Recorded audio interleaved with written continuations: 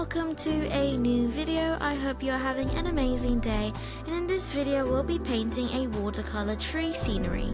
So I'm going to quickly tell you which materials I am using just in case you wanted to know.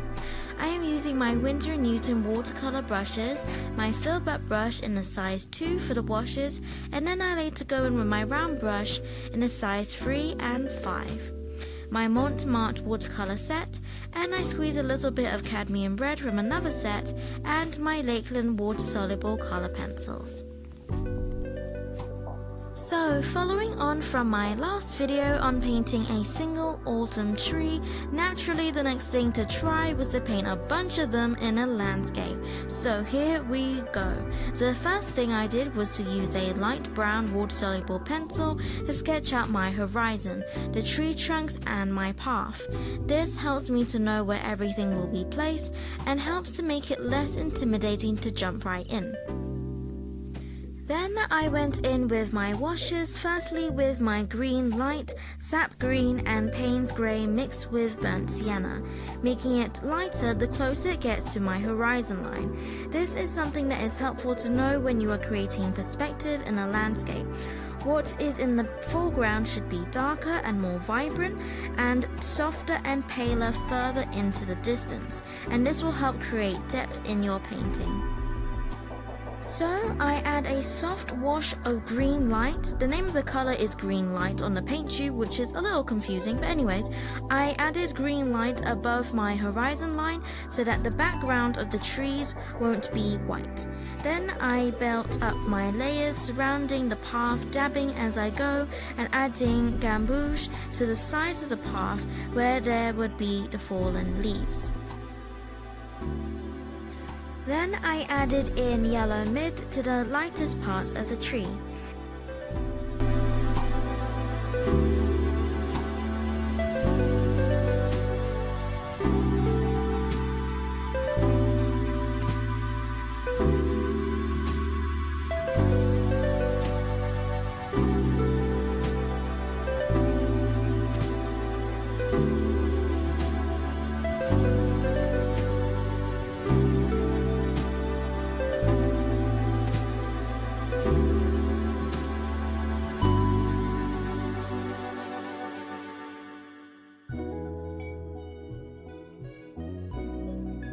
Then building the tones for the ground and the trees.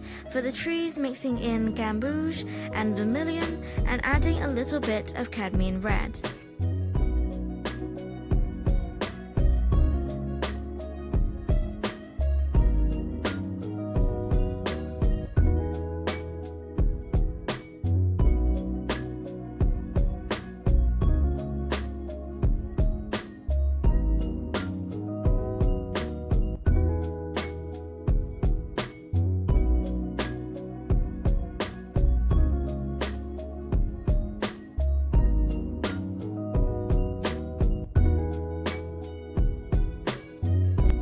I added sap green to have some faint bushes or trees in the distance in between my tree trunks, making it darker further towards the edges of the page and dark enough so that we can see the line that separates the ground from the trees in the distance.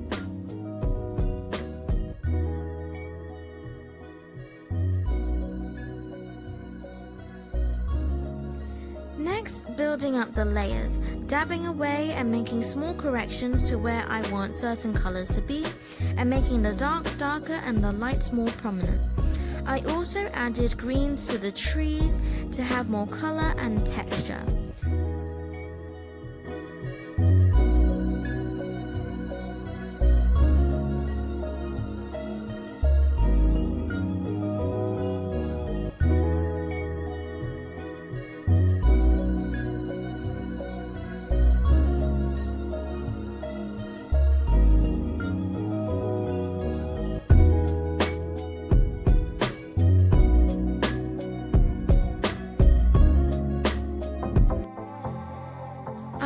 Did this a little bit with the path and thought it was too dark, and later softened this up by removing some pigment and then going over the top of the path with a clean wet brush.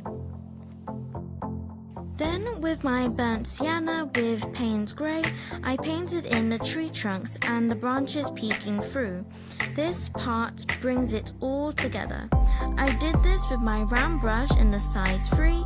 Again, like with my last painting, I didn't want to make this too detailed, but more loose and simple, and hopefully giving myself a bit more of a challenge as I progress with each painting.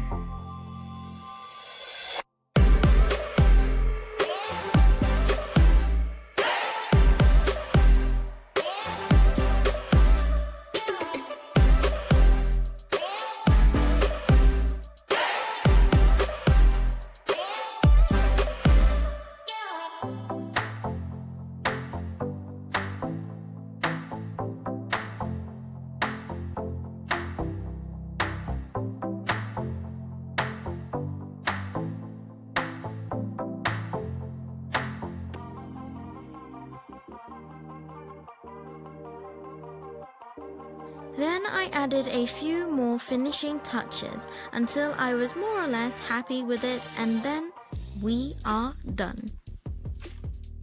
Thank you so much for watching. If you enjoyed these types of videos, then don't forget to like and subscribe. I upload every week, and as always, God bless, and I'll see you later.